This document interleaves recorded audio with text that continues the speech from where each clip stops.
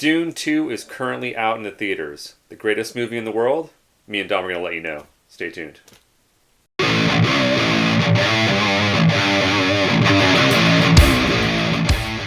Hey guys, welcome back to Fly By Night Reviews. I'm your host, Kiren. I'm Dom. Today, me and Dom are giving you a review of Dune Part 2. What'd you think? I love this movie. This was great. It definitely made Part 1 better. I mean, it's one book, so just to have the whole story right there, it was great. Yeah, I agree. I thought this was not only better, but a lot better, in my opinion.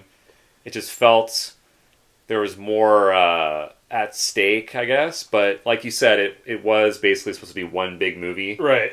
I kind of wish they would have figured out them. Yeah. There'll probably be a cut out there that'll have both parts in one at some point. But yeah. Yeah. Part 1 definitely walked so Part 2 could run. Definitely, yeah. I mean, I think, my only complaint with Part 1 is it kind of felt like Part 1. Yeah, it felt like a setup more than a movie, but I know the story of Dune, so I kind of wasn't too like, okay, well, I understand the story, I know. Why are you leaving me hanging? I gotta know what's happening. Yeah, I mean, part of me was just like, okay, I'm assuming they're going to kind of continue the rest, but, I know Denis Villeneuve, Part 2 was never, official, but, they figured, they had to see it was going to make money, and, oh, God. Part 2 made twice as much as Part 1. Yeah, I mean, I think it was just Dune 1 was kind of like the testing ground. Yeah, it came out right at the end of when people were starting to go back into theaters, and also got, I think, day and day released on HBO Max. Yeah, and it still did pretty well, even with we saw it in the theater. Yeah. But yeah, the visuals were amazing. The action. Chef kiss, yeah. It was there were moments in the movie where I was kind of doing this with my body, I was sort of tense during some of the scenes. There was cringy parts where it was supposed to make you cringe. Yeah. Yeah. Giddy Prime, the Harkonnen's home planet. Oh yeah. That was just the way they made that come to life. Was really cool. Oh yeah, they use I think they use infrared cameras to film that little portion, and the sun kind of the black sun sort of thing. I thought the performances were really good. I did watch a review, and I kind of agreed with one of the reviews. The villains weren't as fleshed out as the heroes. Heroes. Or the main characters, whatever. But they were kind of one dimensional in a way. They were just sort of villains. They didn't really. I mean, Austin Butler's Fade. His character had a little bit of history. You can kind of tell, but majority of them were kind of eh. Yeah, Skarsgård really didn't get to shine that much in this one. He got to shine a little more in the first one.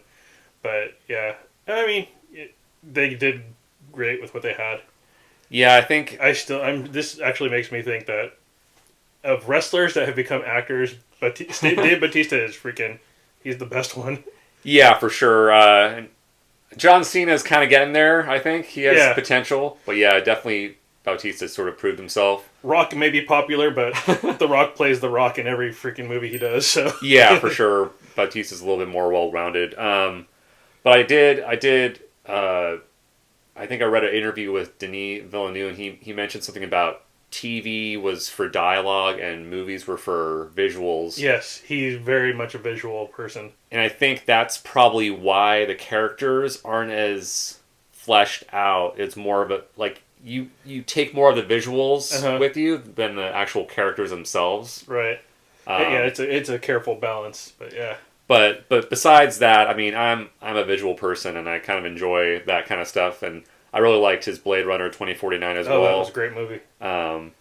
But like an idiot that I am, I thought that the end of this movie, I told you in the first reaction, saying it didn't really end, but I guess they're already planning a third one. Oh yeah, I think there were 6 books. I mean, thick books.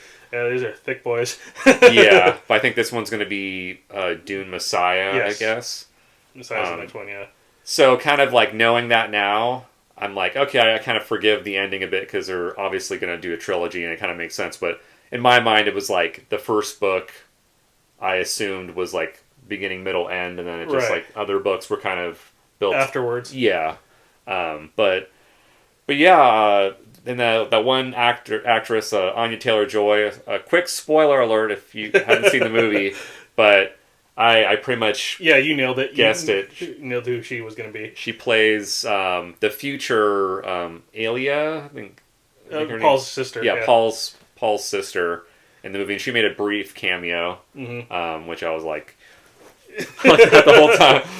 What? I'm trying to watch the movie. But yeah, amazing movie. Really, really loved it. I'm kind of like debating whether to go see it again in the theater. Seriously, that is definitely a theater movie.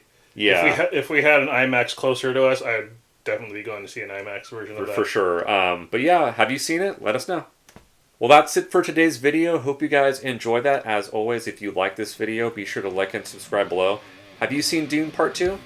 Did you read the book? What did you think of the interpretation from book to movie? Yeah, let us know in the comments. And on that note, we will catch you next time. Peace.